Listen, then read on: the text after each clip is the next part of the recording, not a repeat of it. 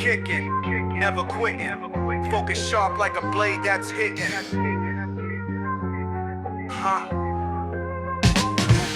From white belt dreams to the master flow, Paul Coffey's got the mic, now the stories grow. Technique entails discipline and fire. Each guest brings truth to inspire.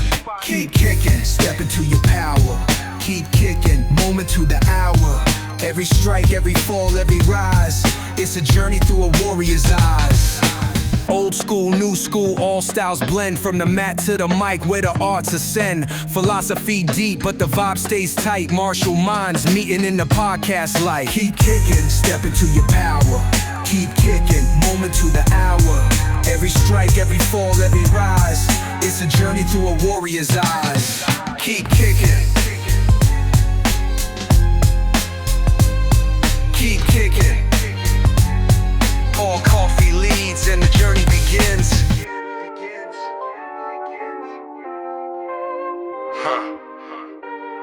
Paul Coffey leads and the journey begins.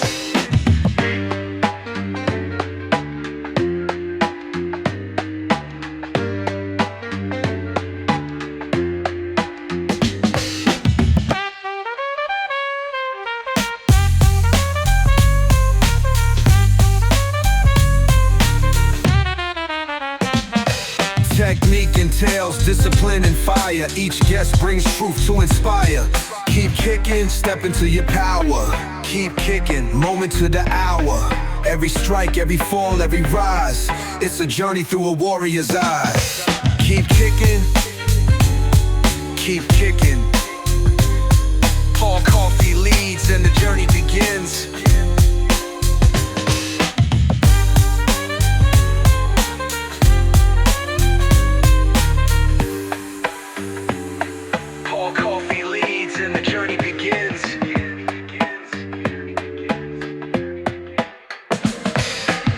We are, I think. Hello, everyone, and welcome once again to Keep Kicking, the martial arts podcast where I have martial conversations with my martial arts friends.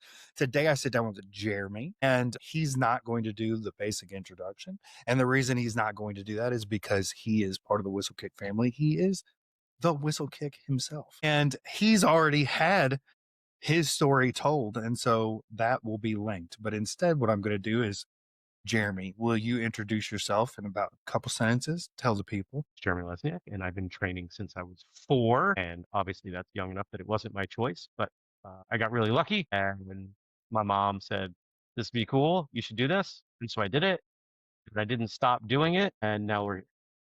That's great. You know, when I sat down with Andrew, I was like, Andrew, will you introduce yourself to the people? And he goes, hi, my name is Andrew. I should have introduced myself as Andrew. Okay, so tell us. Well, you have a sense of humor in your show, Right. and I'm not just giving you more stuff to edit. Yeah. No, it's totally fine. Yeah. And some of it, Right, I like the candidness of it, so some of it I keep anyway.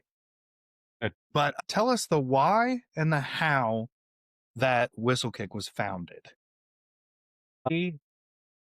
So if I ever write a true autobiography, it's going to be called, but what's your expletive tolerance on this show?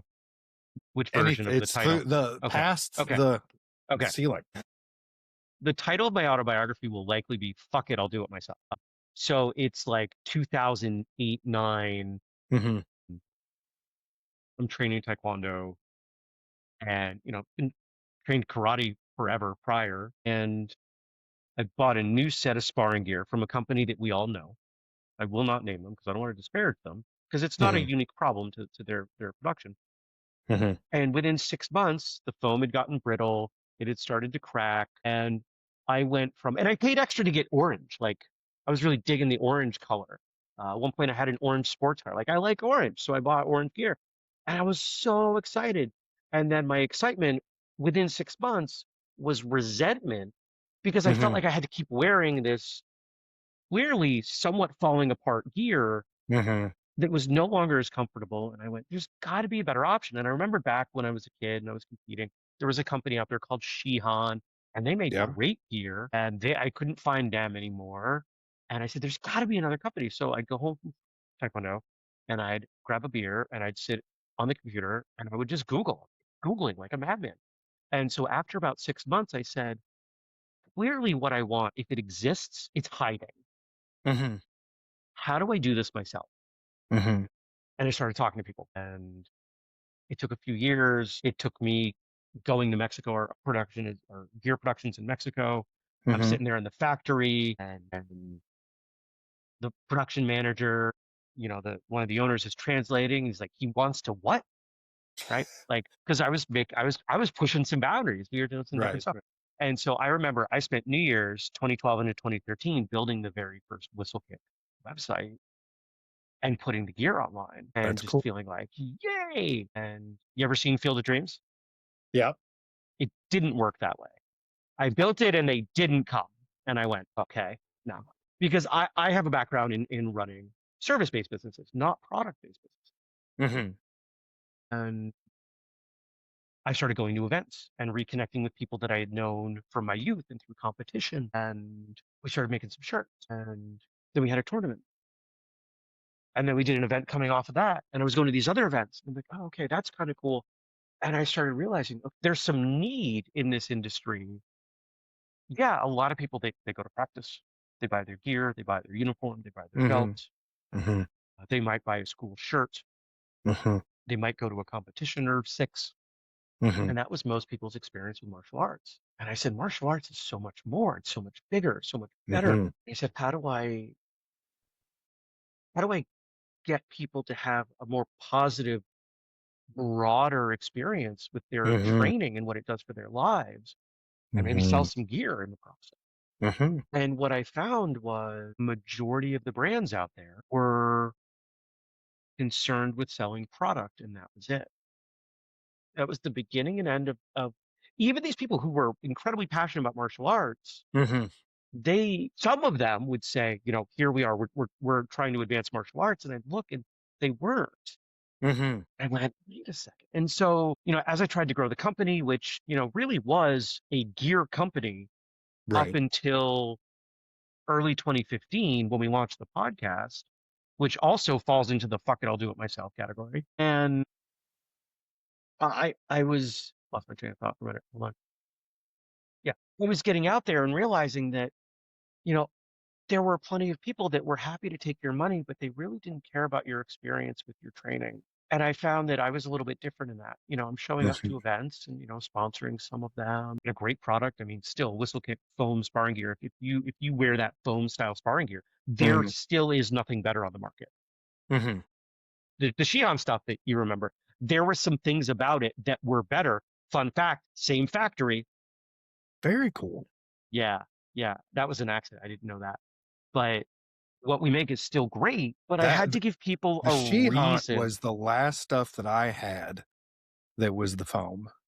Like went And it through lasted forever, didn't it? Yes, I went through the name brands and tore those up, and then I got that and it lasted forever. So that's just a testament to if you're doing it there and you're doing it designed the right way, we'll be all right. I found people weren't buying our stuff because they needed a relationship. And I don't know I would have put it that way back then, but they needed to care. And I said, okay, how do I make them care? Well, it's advertising. So I'm putting ads in the magazine that existed back then. And again, I won't name names. Mhm. I'm going to events. There was a 2-year period where I was at 50 events. It was every other weekend. Sometimes it was 2 different events on the same weekend. I was all over the place. It was nuts. I had an IT consulting company and I sold that so I could focus on Whistlekick. And I said, podcasts. I love podcasts. I listen to podcasts. Mhm. There were 2 martial arts podcasts at the time. One wasn't so active, and the other one I tried. I said, "Can I sponsor you?" And they're like, "Oh, we haven't even thought about that." And we scheduled time to have a conversation. One of the hosts no showed. The other one was like, "I'm at my kid's soccer game." I was like, "Okay, this isn't going to work." So, all right, I'll do it myself.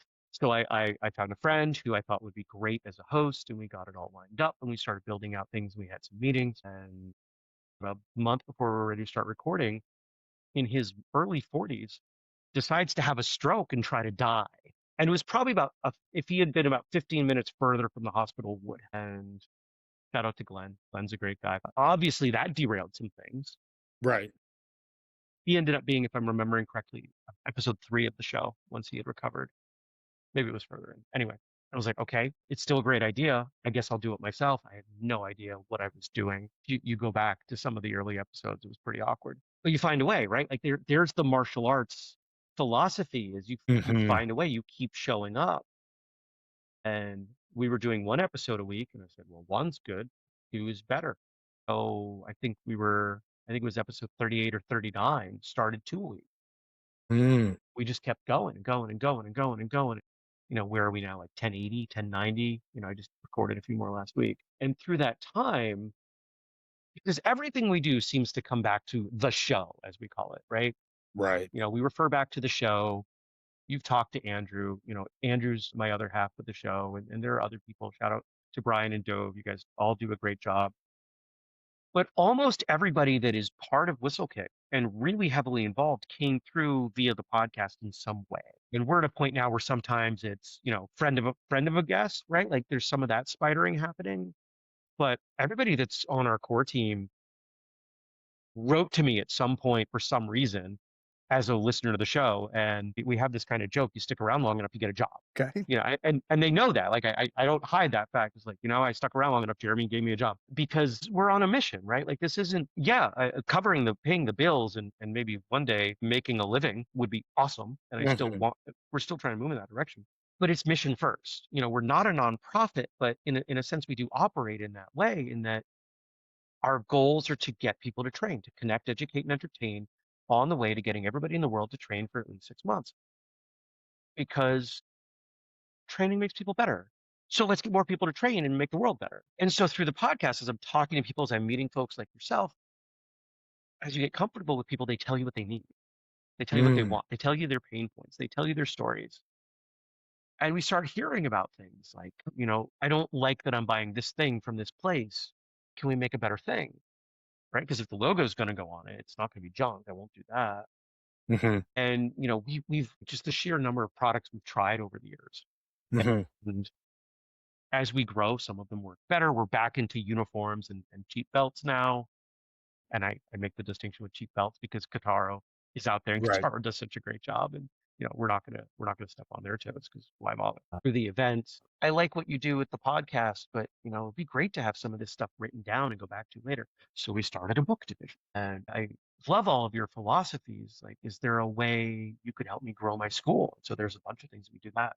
Whistlekick Alliance and we've got some other things. I love all the people I meet at free training day. It'd be great to spend more time with them. Also, so we launch all in weekend. Mhm. And really everything we're doing is because people wanted it, Mm. in large part me, because we refer internally to people as being in orbit around Whistlekick. Mhm. And I'm Mercury. Right. I am not the sun. I am not in the center, but I am the closest orbit. I am the most passionate advocate for this thing that Mhm. honestly has a life of itself now. It is so far beyond what I am able to control that I've given up trying to control it. Like I see things happening and I'm going, no, it's not how I would have done it, but all right, like great, good job. Keep going. Right. And you see connections that people are making and you see, oh, that person's showing up at that person's school. And now that person's training under that person. And it's awesome. Absolutely. And I go back to, almost, I mean, the impetus for this is getting close to 20 years now. Mhm. Just me sitting there, wondering if I was dumb and didn't know how to Google right to find what I was looking for Right. and realizing, okay, no, it doesn't exist. So we're making it. You and I had a very similar experience in that I probably spent 3 or 4 hours trying to find the Shein gear. Like, it's gotta be somewhere, Yeah. but it wasn't somewhere. And then it's like, well, I guess I'm just not gonna be protected when I spar is what it came down to. I'll just duct tape some pieces of egg crate mattress to my hand. Well, for the longest time, it was because the Shein stuff lasted a long time, but it lasted 5 years or so, and then it starts to split. And it's like, well, I guess I'm going to duct tape this because I can't find it for sale anymore. So I For those will, of you out there, gaffer's tape is a better choice because it's yes, gaffer's tape fabric-based. is a better choice. Gaffer's tape is a better choice to tape up your gear. I learned that about 3 years too late, but like everything else in my journey, about 3 years too late. Hey, we I do learn by want to, making mistakes. that's right. I do want to say that as a tenured martial artist who has done this for 32 years. My hat is off to you, and not just specifically you, but like this community you've cultivated, this thing that is being built. I don't want to say a business because it doesn't feel right to say a business, because it's something more than that. But in 32 years experience, it is not contrived, and it has the exact same thing that every martial artist has, that no other martial arts organization, club, whatever has. And that is just keep showing up. And that's the two things. One, it not being contrived or in any way, shape, or form full of ego or full of itself. I chose those words beforehand very purposefully because I don't want to like bash or undermine anybody else's work. But the work that you're doing is almost a different level. And I wanted you to, if you could, talk about the things that you have done to set that in place. Yeah. That's actually a subject that I'm very passionate about. Mhm. So if you go back to early episodes of the show, probably the first couple hundred episodes, it was a subject I was fascinated with, ego. And whenever guests would come on and they would talk, when they would talk about certain things that would happen, I'd ask them questions. And this is where I said everything stems from the show. So my primary martial arts education over the last 10 years has been non-physical Right. through the show, through martial arts radio. And there are plenty of things that I've pulled and I've gone and I've implemented and tried and have become physical training. But this notion of ego and the sheer number of people that I was bumping into that had tremendous ego at high rank, and I didn't understand because my original instructors weren't that way. And as I started traveling around and setting up booths, I was meeting people and going, what is happening? Why are you such a dick? Right. You've been training longer than I've been alive. Couldn't you have figured out how to not be a dick by now? And I majored I double majored in school, and one of my majors was philosophy. I like asking these sorts of questions. Always have. Anybody that knew me as a kid would say, yeah, he was annoying. He asked a lot of questions. And I still ask a lot of questions because that's how you get answers. And what I started to come to realize was it isn't that ego is inherent in training. Ego is inherent in not holding standards through advancement. And I saw this happening and I would have conversations. I'd hear people talk about this. He really, and it's usually a man, he really, I wish he was a little more humble, but his forms are there. He's a great fighter. His technique's there. He's been showing up. He represents us well at tournaments and we don't want to hold him back. And the instructors do that with the hope that, okay, if they stick around long enough, they'll learn this lesson. But what seems to happen is it actually becomes the opposite, is that it's an implicit endorsement of their behavior. And so you get these people who did not have the ego tempering lessons reinforced for them. They continue to advance and they reach a point in their age where their physical skills start to deteriorate. And they've built their entire identity around their physical skill. Well, we have to remain the heroes in our own story. Like that's what ego is, right? Like things start to fall apart for them because they can't do what they used to do, the things that made them feel like they were valued as a human being, because people had told them forever, you're really good at this thing. You're a great kicker, forms, fighter, whatever, right? Like you're good at the physical skills. You're kind of a putz, but you're good at the physical skills. So we're going to keep you around. That's how we're going to relate to you. And that's where you're going to feel good about yourself. And when I started to unpack that, I went, okay, if this is true, let's look at some of the other people around me. And I looked and I was like, okay, yeah, the best martial artists, as I saw them, weren't actually the ones that started off as physically superior. So they had these other lessons that they'd learned about perseverance and kindness and just show up. And what do those people have in common? Okay, most of them don't demand that I refer to them in any certain way. Bill Wallace was episode, I want to say 12. Very bizarre, very fortunate that that happened. But I got to know Superfoot and people in his organization. And I remember asking, how do you want me to refer to you, sir? He's like, Bill, Right. are you sure? Yeah. Okay. And so I started seeing all of these were sort of counterexamples to this ego rank Mm-hmm. dynamic. And I started to see, okay, and now I can actually explain it better. In hindsight, it's more, this is how it exists in Japan. Uh, I'm not demanding that you call me by a title.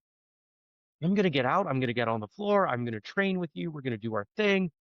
You're probably going to refer to me in some respectful way. mm-hmm. Cool. And then, we'll go drink, we'll go have a drink at the pub or whatever after, right? Like Mm-hmm. it's about training when we're on the floor. There's some stratification, but it's not the be all end all. It's Mm-hmm. not that when I leave, we are separate people who can't interact. Mm-hmm. It's you're you, I'm me. If you've chosen to show up to learn from me, cool. I appreciate that. It doesn't make me a better person. It means I have a role to. Mm-hmm. So as that subject, as I started to get my head wrapped around that, I went, okay, name tag. How do we reinforce people using names? Well, with name tags. So in every Whistlekick event, everybody wears a name tag or maybe a lanyard, and we don't put titles on it. Mm-hmm. And that grew into, at our events, we don't have teachers and students. We have Mm-hmm. presenters and attendees, Mm-hmm. which turned into, we don't care what rank you are, you have something to present. We've had non-martial artists present at martial arts events. We've had green belts, we've had blue belts, we've had brown belts, red belts. Do you know your material? Can you help other people get better? Yes? Cool. That's what's most important. Because you know Mm-hmm. what? I've known plenty of people with plenty of stripes on their belt, and they couldn't help anybody open a door. About They, themselves. maybe, right? And so we all know that rank and skill are not the same. Mm-hmm. So we focus on the skill. And because at Free Training Day, Marshall Summit, presenters are not paid. That is a hard line. We do not compensate. We won't help you. We've had people reach out like, well, I don't need an appearance fee, but can you help me with my airplane fare? Nope, nope, because that's helping you get there. And what that means is the people that show up to those events, the value for them is in their training. They want to train. They look at that event. You attended Marshall Summit. You jumped in Mm-hmm. with both feet. Mm-hmm. It's a lot of training. You found value in the training. Mm-hmm. People who do not find value in the training don't fall in orbit and hang out and support the mission. Mm-hmm. They don't see the value in the training. Mm-hmm. Some of them think they've reached a point where training is not important anymore. Mm-hmm. And I go back again to I said, my chance introduction to Bill Wallace was amazing because I started training with his group and I started asking questions. I'm in a room with incredible people. Mm-hmm. Michael Jai White was on one of my testing boards. Mm. Like, okay, right? Wow, my life is weird. Your life is full. Yes, but also weird. It's a very weird life. It is. When I started asking questions of the other people, I said, why don't, like, the trappings of rank and hierarchy just don't seem to exist in this group? And they said, because it's about the train. Mm-hmm. Because everybody that's here wants to train. If you don't Mm-hmm. want to train, you're not welcome. Mm-hmm. We come to train. We come to share. I watched Bill Wallace put on a judo gi. Mm-hmm. I don't think very many people have been able to say that, like, and hang out and like do some grappling because we love wrestling. Bill does. Once we found that thread that was ours, this Mm-hmm. we will be the champions of training Mm-hmm. for the sake of training and learning and sharing and Mm-hmm. not certifying your rank. I've had people come, well, I've kind of lost my, could Whistlekick do a thing with validate? Nope, we aren't touching that with a 10-foot pole. There are very few things we will never do. We will never get involved in other people's rank. Right. There's no need. I have my own personal opinions Mm-hmm. on things. I may be involved personally in certain things if it's sensible, Mm-hmm. but nope, there is no Whistlekick approved black belt curriculum or process or anything like that. and there never will be. I think that what's most important to me, or what stands out to me, is that Whistlekick is about nurturing the knowledge that exists. And this is why, like, one of the reasons that I teach is because I have this technique that I've had for however many years. I can throw it to all these different people and I can watch what all these different perspectives do. And that perspective that I get from a white belt, the perspective I get from a purple belt, that's knowledge. And that knowledge is worth more to me than me drilling the technique for thousands of times and then hanging my rank up on the wall and going, this is my rank and I'm special because I've done this thing and I now know this thing. I don't know it because I haven't shopped it around with all these perspectives. And I think that, like, the podcast, I think everything that is happening is designed to nurture the knowledge.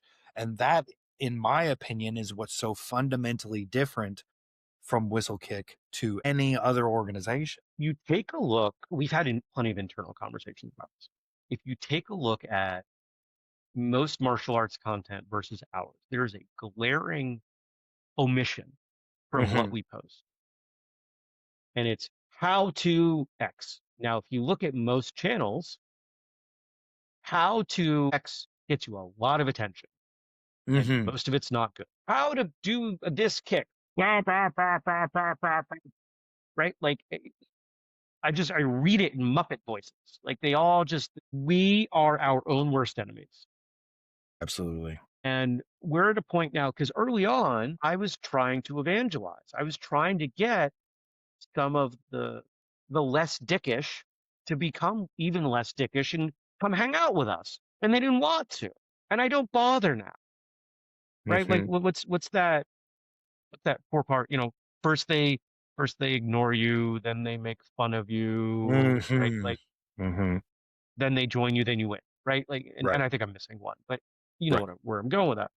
And that's kind of where we're at now, is there are people who were on that less dickish end that ignored or ridiculed, because you know what? People like sharing a juicy story, and they thought that these stories wouldn't get back to me, but I know them. And some of them still smile and shake my hand in public and give me hugs. And I'm like, you've already put the knives in my back. I know what you've done. And they pretend that they've been supportive for a decade because of what we're doing, right? Because when we put together an event, there is a large contingent of people that will show up if they can make it, simply because they know the quality and the attitude of what we're doing and why we're doing it, who's going to be there. Right? We held a tournament in September that was not on any competitive circuit, utilizing a format that had never been done before by anybody, at a location we'd never held a tournament, and we'd already held a tournament in 2025. It was this year. Okay. Yeah. Well, when this comes out, it'll be last. Yeah. And we still had 60 competitors. Now, for where we are, yeah, exactly. So you might look at that and say that's not very many. It's not a lot of people. It was a third of what we had at our March event. But the March event was a more traditional event. It was part of a circuit. It had a lot of social proof. And I like throwing stuff against the wall and seeing what works sometimes. Right? So we did this absolutely crazy thing, and it went really well. And a couple of people were like, this is dumb. And I was like, great. Because if everybody loved it, I didn't push hard enough. If everybody likes what you did, it's probably lame. Everybody likes rice. Rice is fine. I don't know too many people that are like, I hate rice. When you're sick, what does the doctor want to eat? Go have some chicken soup and some rice. But you know what? Nobody ever goes into a restaurant to order. I heard they have really good rice here. How do you become a sushi chef? You spend like 5 years making rice. Like, in that lesson, we know, like, this is something that is basic and kind of boring, and it's by design. So let's talk about, so I'll back up. And first, the way that I got into this atmosphere is I interviewed Tommy. Tommy was he was a Facebook friend of mine. And when I got started, like, I did like my initial, these are the people that I know and I definitely need to talk to. I did those. And then it was like, hey, who am I networked with on Facebook? And I just started reaching out cold, and I got Tommy. And I got Tommy, and we interviewed for about an hour. And at the end of How? that, we How did you end a conversation with Tommy in an hour? How did you only have an hour of Tommy? Because well, you I I was with him at a tournament yesterday. He was in yeah, my like we were refereeing together, right? Like there's yeah, another distinction. I don't call it judging, I call it refereeing. yes, And I think I probably had at least an hour with him yesterday, with him talk like the dude's got right. the best stories. Right. Well, we interviewed for about an hour, and then we hit stop recording, and then we talked for about another hour Oh, okay. All right. I afterwards. see if I'd let you finish, that would have made more sense.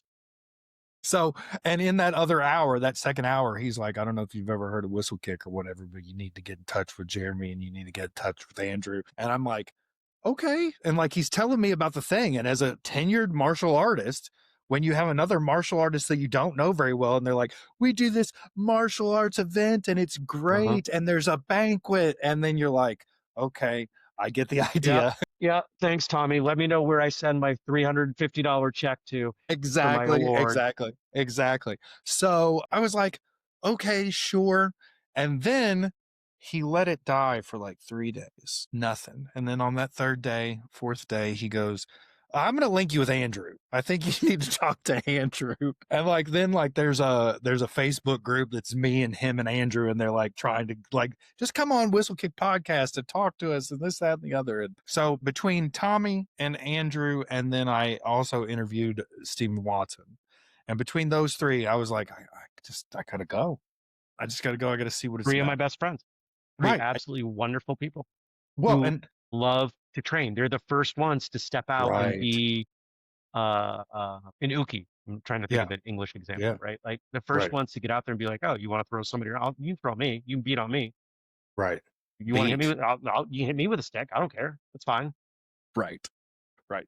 So, but the selling point was I was on Whistlekick radio. I think I'm episode like 1050 or something. And that was like 3 weeks ago. And you guys crank them out way faster than anybody else. But, and If you can't Andrew, beat them in quality, beat them in quantity. right. Then Andrew came on my podcast and I interviewed Andrew, and he told me about the 6 tenets of Whistlekick. And hearing the 6 tenets, I don't understand how. We don't use that word, but yes. Right. Yeah.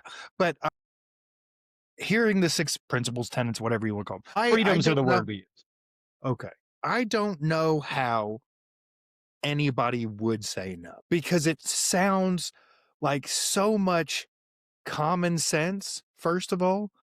And second of all, it just sounds like, oh no, if I won the lottery and could live whatever life I wanted to and money wasn't an option, I would do that every day.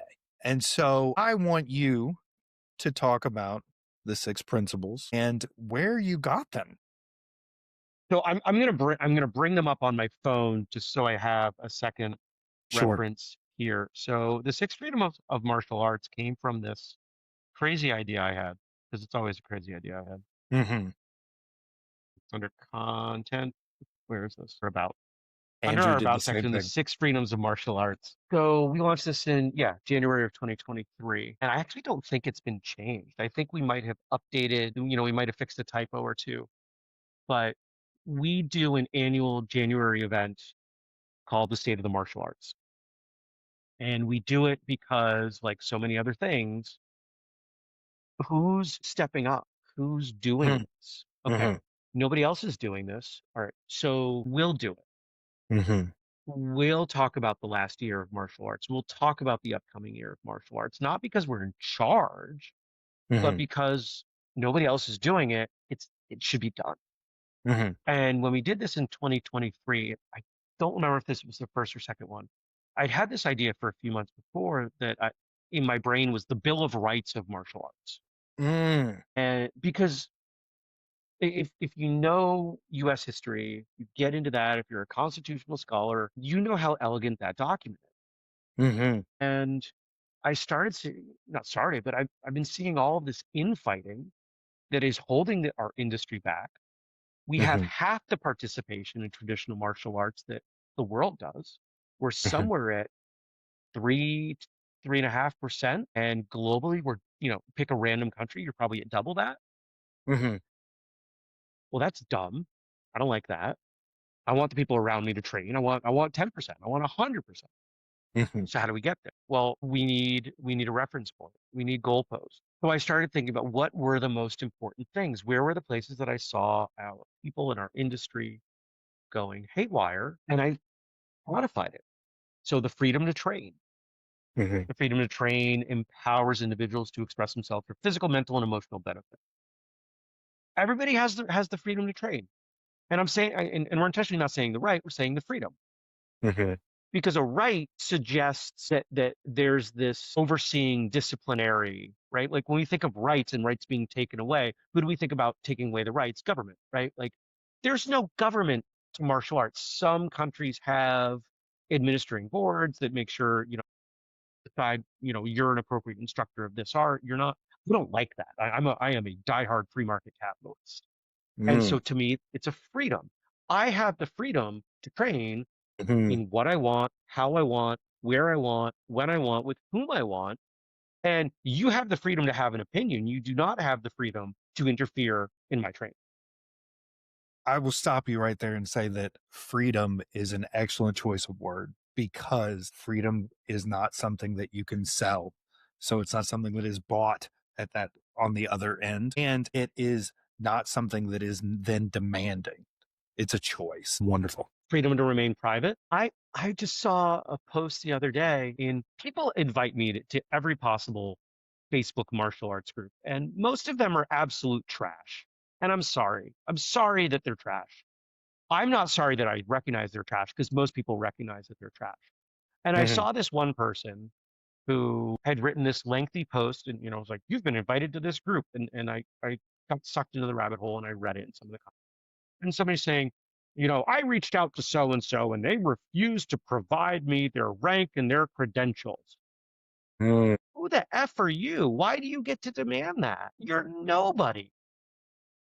You're not their instructor. You're not their student. We made a shirt years ago. We got to bring it back in some way called Shut Up and Train. And when I Mm. see something like that, that's what I want to see. I want to put my hand on their shoulder and say, shut up and train. If you have time to care about their credentials, you have time to train more. There are lessons to be learned in training, and clearly you haven't learned them all. Mhm. Mhm. Freedom to determine how you define martial arts will depend on yourself. There is no single definition. I love that people have different definitions of martial arts. I have one. You have one. They're probably not exactly the same. I Some would. people think firearms fit into martial arts. Mhm. Great. I don't. Mhm. Does my definition get to overshadow your definition? And I've had people say, well, if everybody's definition is the same, then, or if everybody's definition is equally valid, then I could say ballet is martial arts and be like, great. Mhm. Because if I'm applying the rest of these freedoms, what you do with your training has no bearing on me if I choose for it to not be. Mhm. And so how does it impact my life?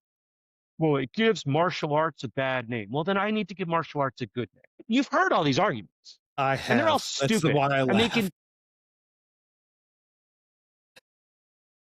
the freedom to become better. There are people out there who are and they have roadblocks put in front of them. Especially if it's a school where curriculum is gate kept by rank and politics get involved. And so you can't get better because you don't kiss the ring. Mhm. Okay. Then you also have the freedom to go elsewhere and go train.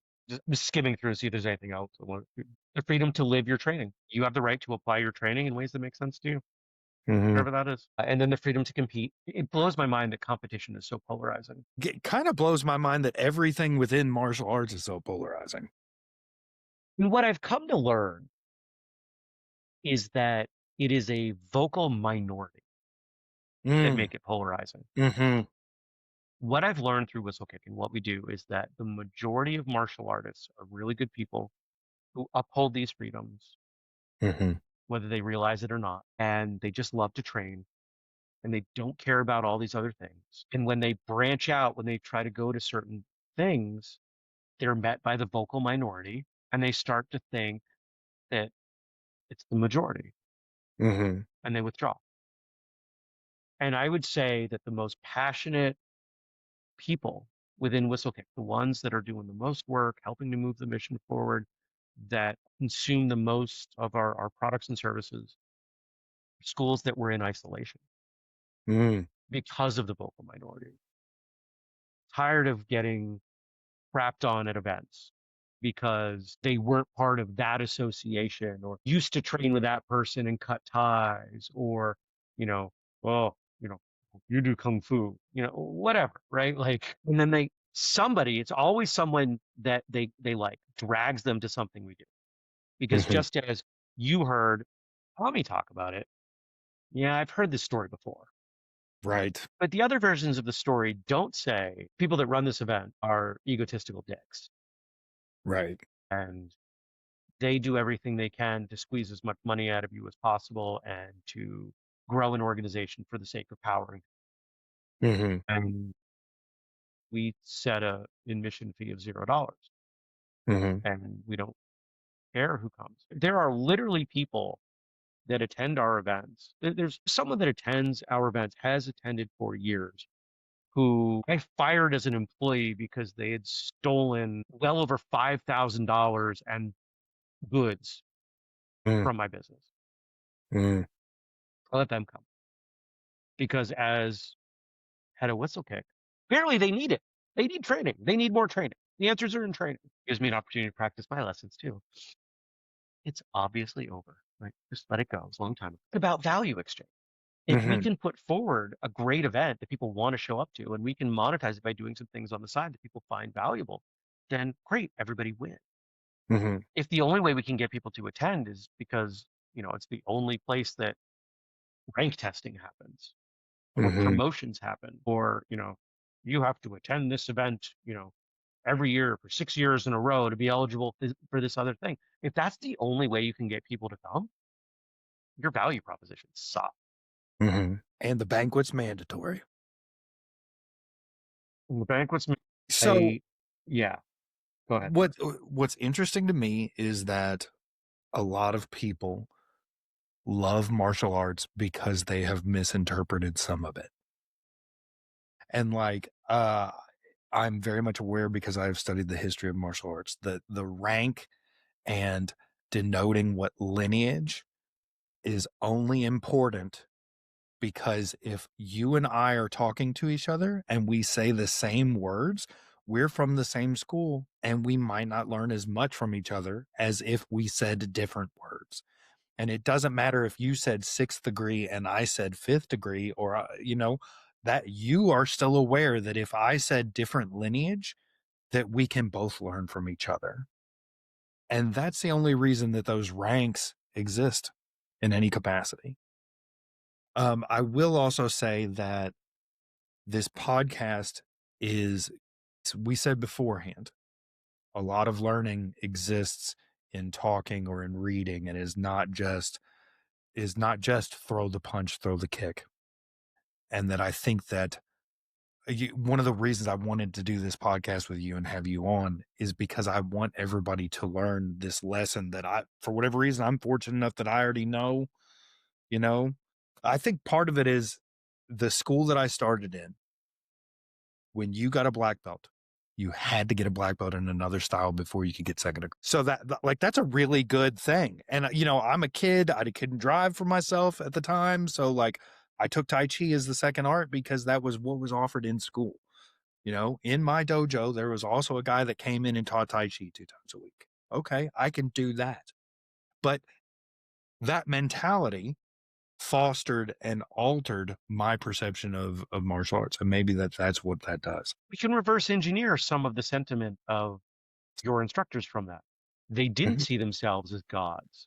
They weren't the Mhm. be all end all. This wasn't the magic curriculum that was handed down and you stumbled on the most effective martial arts style on the planet The only and one. you're really lucky and our great grandmaster was undefeated, fighting Mhm. gorillas in Congo, right? Like, You say this tongue in cheek, and we have both probably heard these exact words. or, well, not the gorilla part, but the rest of it. But what can we assume?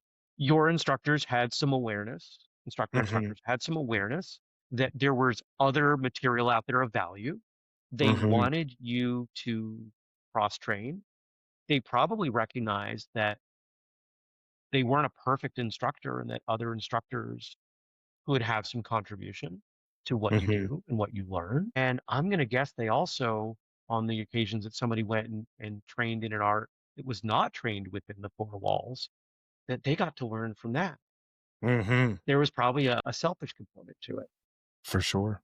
And all of that, other than the mandatory portion, describes my original instructor. Mm-hmm. And if you take someone who lives the six freedoms, that's who you get. Mm-hmm. I am so thankful for the people that raised me Same. because I started when I was 4. I was raised by a husband and wife instructor team. And of all, Beth was probably the second most influential person through my entire life. And I'm fortunate that she is still in my life.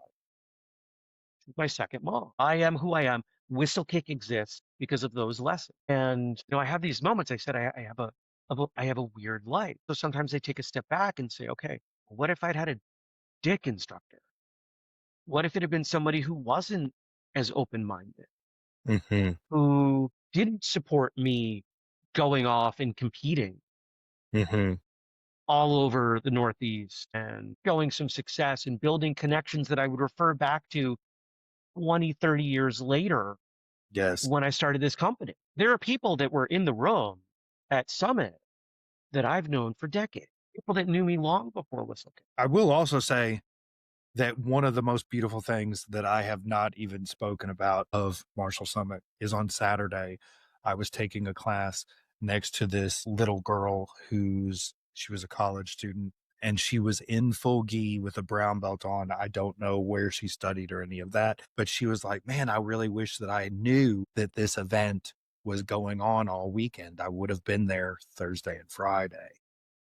And I was like, well, it's also tomorrow. And she's like, I got finals I got to prepare for. I can't be there. And I was like, I'm surprised you didn't see something. She's like, I don't go to this college, just a college close to here. And I happened to hear about it. And like, it's just great that like the network brought in and nurtured that person. And she didn't know anybody at the event and felt completely So welcome. that's And super that's cool. awesome. Yeah. Okay. So now Go for it. for my students that watch my podcast and for all of my audience, here comes the curveball for Jeremy. So the other reason that I started the podcast The was small strike zone. yeah. Okay. Yeah, that's good. It's really good. The other reason that I started the podcast was because, part of the reason that we teach is out of selfishness. It's so that you can learn, workshop it. So the podcast is so that I can workshop concepts that I think about and that I work on outside of the podcast. So this question has been posed to many people that sat in front of me, and it starts with an omission that I, as a lifelong practitioner of martial arts, that recognize that I'm equal parts masochistic and sadistic, and that I am probably in the minority in that regard. But how do you teach non-violent people to speak the language of violence when it is necessary? Get them to think of it as violent. Okay. Why? Say more. Why would I gatekeep the things that I want them to learn and the actions I want them to take behind an emotional transition that they are inherently resistant? The primary self-defense curriculum I teach is what I call non-injurious. Okay. For example, there are a handful of things. Push up under someone's nose. Mm-hmm. If you can reach, you're strong enough to break their line. Mm-hmm. If the smallest child, if they can reach, might have to stand on a chair for you. If they can reach your nose, no matter how hard you fight back, they can push your head back 90 degrees. Mm-hmm. That changes a lot of things. Absolutely. Does it hurt you? No. Mm-hmm. Could you do it, with a punch or a palm heel or something? Yeah, we all know this one, right? Like the push on the thumb, the finger, right? Like most people will release long before you break their finger. Mm-hmm. There are a few others. Why is that important? And this is an aspect of self-defense that drives me absolutely friggin' insane. Mm-hmm. The reason this is important is that most people, because they are violence averse, will wait too long to implement the techniques that you teach them. It's already too late. They're already screwed. Mm-hmm. If you give them a precursor curriculum where if they do it and they got it wrong, because that's their fear, Mm-hmm. What if they're not trying to hurt me? Mm-hmm. They're not going to jail. Right. If you come up to me and I think you mean me harm, Mm-hmm. and you reach in and I push up on your nose and bend your head back, and you take a step back and you're like, "What are you doing? I thought you were trying to hurt me." No, don't you remember we met last week? I was coming up to shake your hand. Mm-hmm. I got it wrong, Mm-hmm. but I felt threatened because you're 8 feet tall and I'm not. You're probably not pressing charges, and even if you do, the officer that responds is, "That's a pretty simple explanation. Look at him. I thought I was scared, so I did this." That's really different than you step in, you reach your hand out, and I grab your hand, I bend it back, I kick out your knee, I take you down, and I break your elbow over the top of my knee. Mm-hmm. Pretty different story. Absolutely. Now you're injured. Now there's recovery time. Now there's a reasonable case to make. Mm-hmm. If we train our students to perform under pressure Mm-hmm. such that, okay, all the finger thing and the nose thing, and by the way, also pinching the inside of the thigh. If someone Mm-hmm. has you here and you can reach, you pinch the inside, right? Most people aren't going to expect that. Mm-hmm. And then probably the most violent one is scraping the bottom of your shoe down their shin. Mm. We've all had that happen accidentally. It hurts like hell, Right. but nobody's going to the hospital. Mm-hmm. So if you start there, and if there are people out there that are watching this and you're like, "But Jeremy, no, shut up. I know that these are not perfect. I know they don't apply everywhere. I'm not saying one size fits all, but this is where I start." Mm-hmm. You start with a loud no and a runaway. That's pretty Absolutely. much the extent of our youth curriculum, because how am I going to teach a 6-year-old to do much else? Right. Let's focus on the things they're actually going to be able to do, not, Mm-hmm. okay, well, you take the finger and you do this. Mm-hmm. And they're over there picking their nose, waste of time. Right.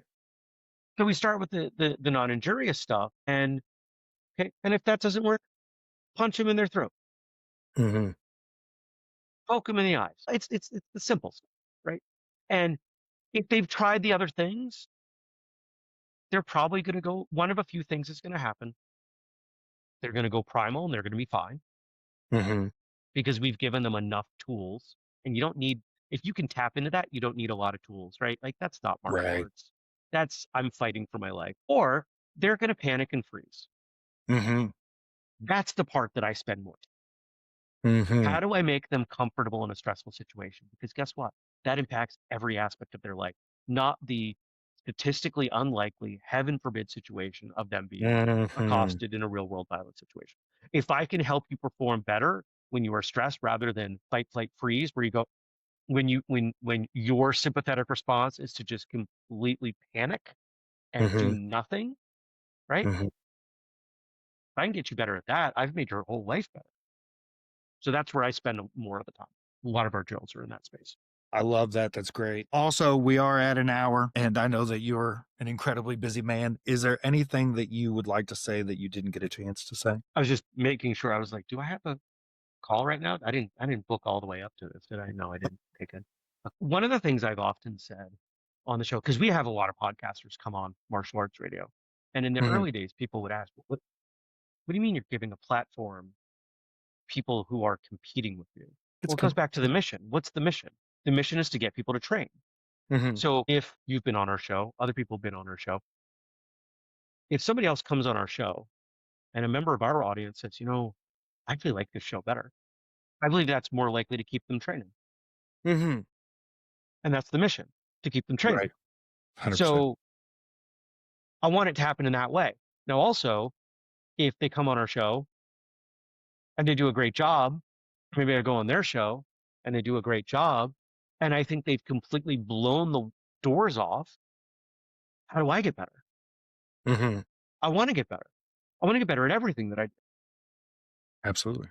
There's the martial artist.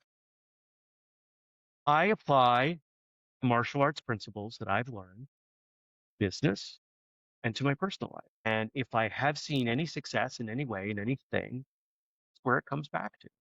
It's about showing up It's about being humble enough that you can learn, because if you are not humble, you're not learning. And I try to show up as a white belt every day. How do I assume that I know less? Because that's where the progress comes in. It's that discomfort of going, I don't know what's going on. Mhm. And I hope folks out there, even if you've considered it before, consider it again. How do you take what you've learned from your training out into the world?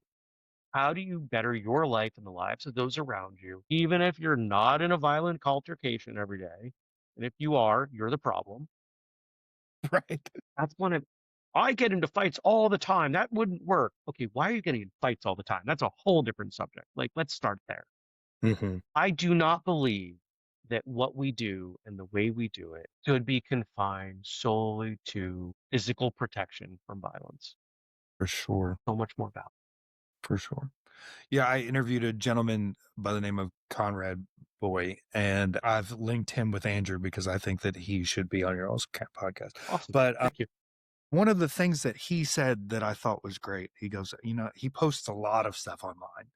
Like he is an amazing practitioner and he's been doing it for a very long time. And his form and his technique, it's very pristine. It's beautiful looking. I love it. I love every time he's on my feed just because I get to watch it.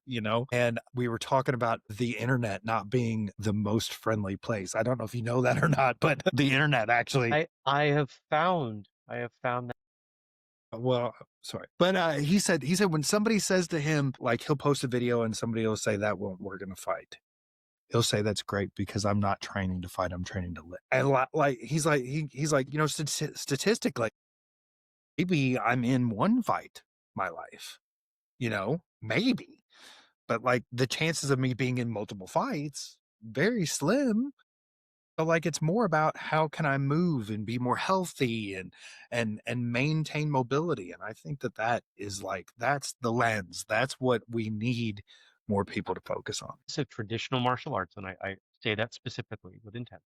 Practice of traditional martial arts in its truest form is a magic puzzle piece that supports and fits into your life in whatever way is missing or needs benefit. Mm-hmm. Whether we're talking about physical benefits, emotional benefits, social benefits, we all know this to be true. And when trained reasonably with strong intent, we benefit in all of those ways. It's a huge list. We know that. Mm-hmm. And I don't think that that's an accident. I think that is by design. Well, that's by intent. The intent leads.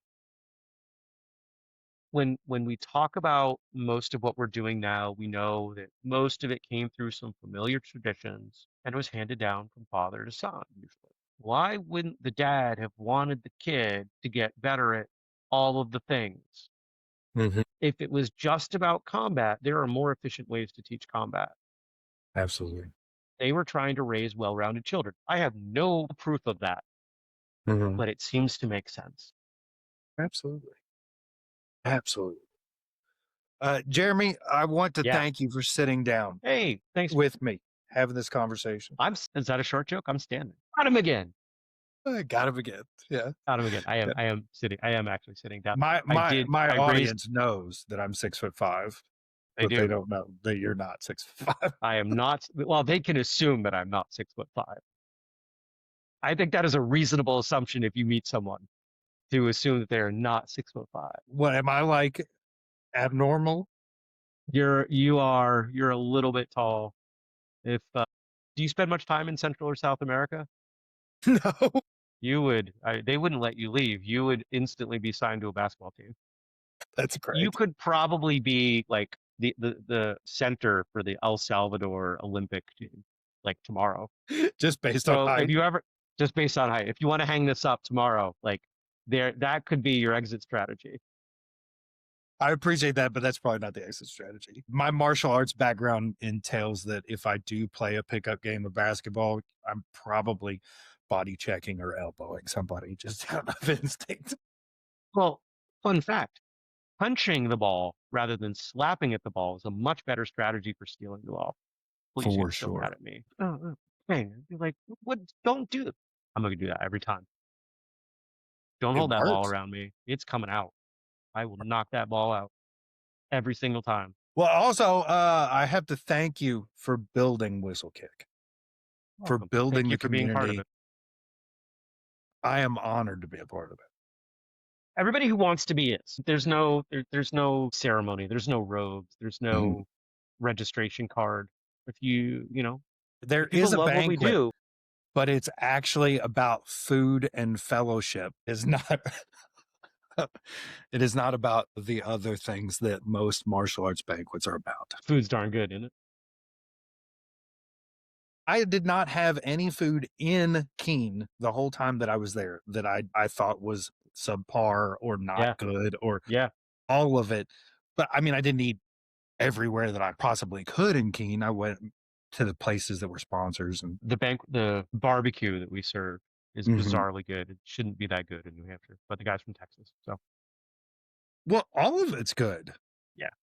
Well, So you know, we've done this a while. We know where the good spots are. We know who the good people are. We know how to make all of this work. And my hope is that there are folks out there might check it out. MartialSummit.com, whistlekick.com.